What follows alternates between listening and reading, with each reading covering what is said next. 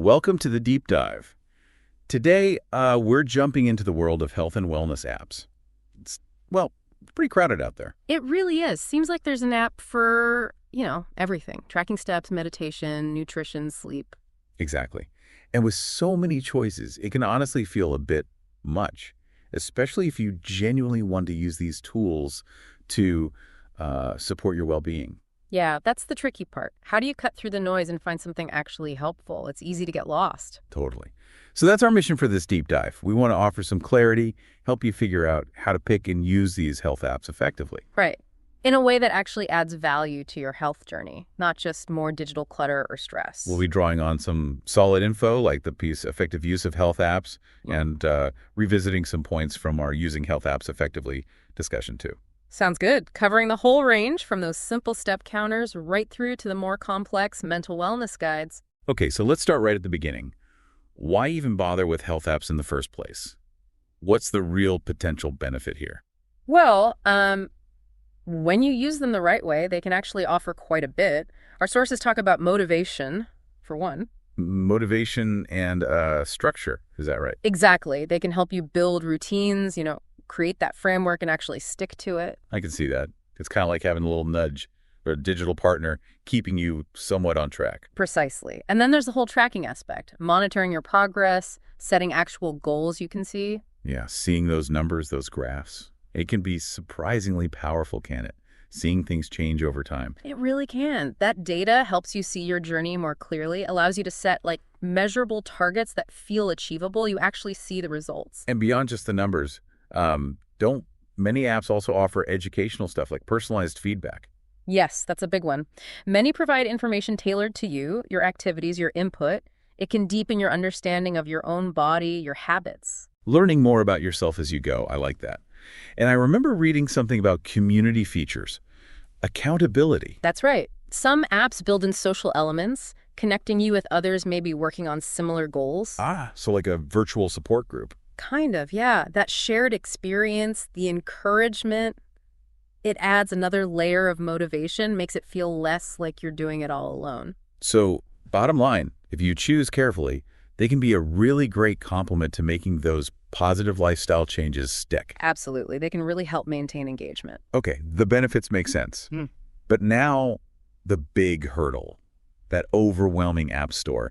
How do you even start choosing wisely? There are just so many. Right. This is where you need a strategy. Yeah. Our sources stress this. First things first, you have to define your goals clearly. What do you actually want the app to do for you? Makes sense. So am I try to get fitter, eat better, manage stress, improve my sleep, or maybe track a specific condition? Exactly. Be specific. Don't just browse aimlessly. So resist the urge to download everything shiny. What if you have multiple goals, say fitness and stress? That's a common question. Generally, it's better to prioritize what's most important right now, or where do you need the most support? Okay, focus. Start with maybe one or two key apps. Yeah, starting with one or two targeted apps is much less overwhelming. Once you know your main goal, then you look at credibility and user reviews. So it's not just about fancy graphics or celebrity endorsements. Definitely not. Look for apps maybe developed or recommended by actual health professionals or reputable organizations. That carries weight. And read the reviews, you said. Yes, spend some time there. See what real users are saying. Is it reliable? Is the data accurate? What was their actual experience like? What about red flags? Things to watch out for? Be wary of apps making, crazy promises, quick fixes, instant results, if it sounds too good to be true. It probably is. Good point.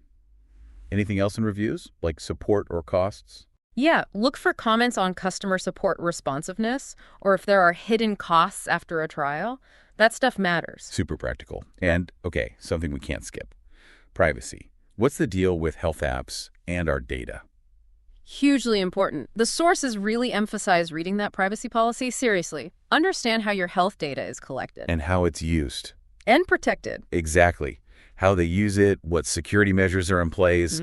Go for apps that are transparent about their data practices. You want your sensitive info kept secure. Absolutely critical. Okay, any other tips for navigating that initial choice? One more big one. Yeah.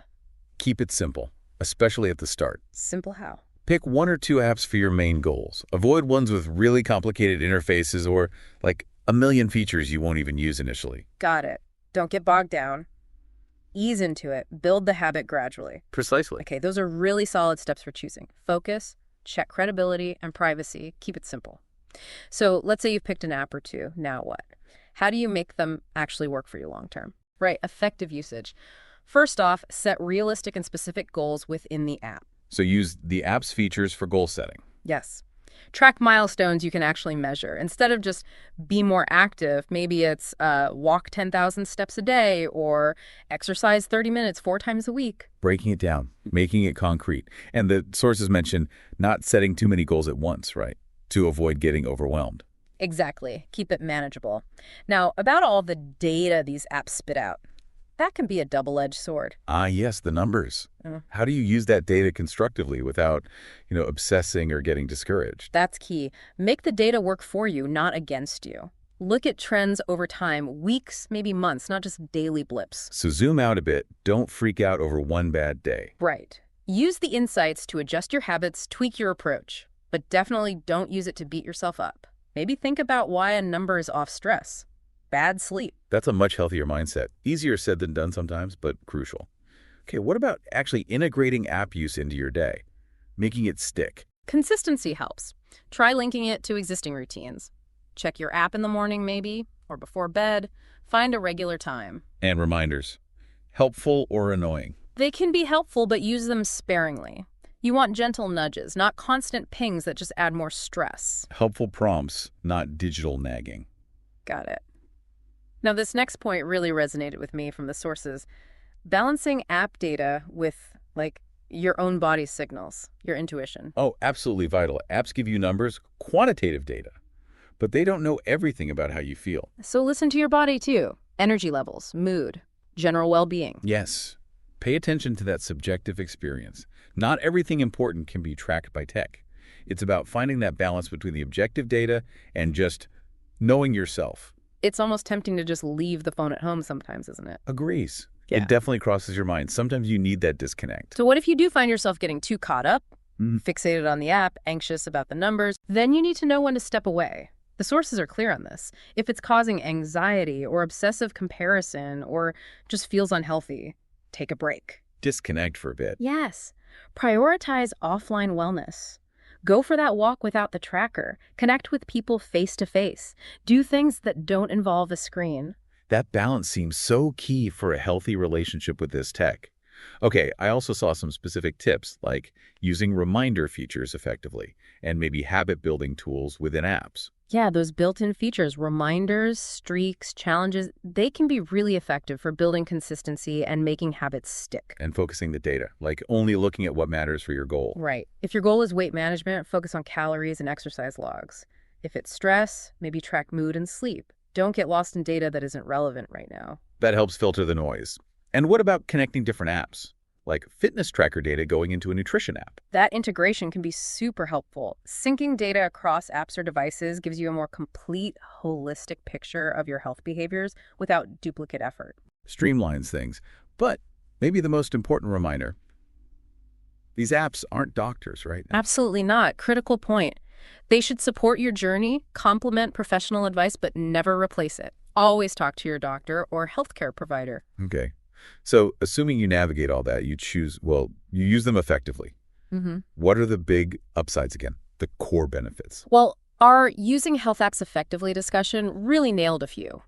One is getting those personalized health insights. Right, seeing patterns in your own data. Exactly.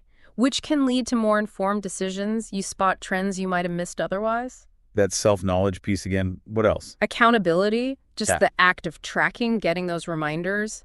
It helps keep you committed. Makes sense. And motivation. Definitely. Many apps use rewards, challenges, progress bars, things that tap into our desire to achieve and improve. Little digital pats on the back. We all need those sometimes. And finally, just the sheer convenience, maybe. For sure. Having these tools right in your pocket, accessible anytime, anywhere, that's a huge advantage in our busy lives. It makes proactive health management much more feasible for many people. Puts it right at your fingertips. Yeah. Okay, so wrapping this part up. Health apps can be powerful allies. If you're intentional, choose them thoughtfully, use them wisely. Pick apps that really match your goals, use them consistently, and interpret that data in a way that actually empowers you. Exactly. And always, always remember, they're meant to support your lifestyle, not dictate it or add more pressure. They're tools, not masters. A great way to put it. And on that note, here's something to think about as we finish up. We've talked a lot about our personal journeys with these digital tools. Yeah. Now, zoom out again. Think about the bigger picture. Companies like Supreme Medic, they're deep into building hospital infrastructure, providing medical equipment, that systemic level tech integration. How might that increasing tech backbone in healthcare itself further shape our individual health paths? And what role will our personal apps play in that future? It's definitely something interesting to consider down the road.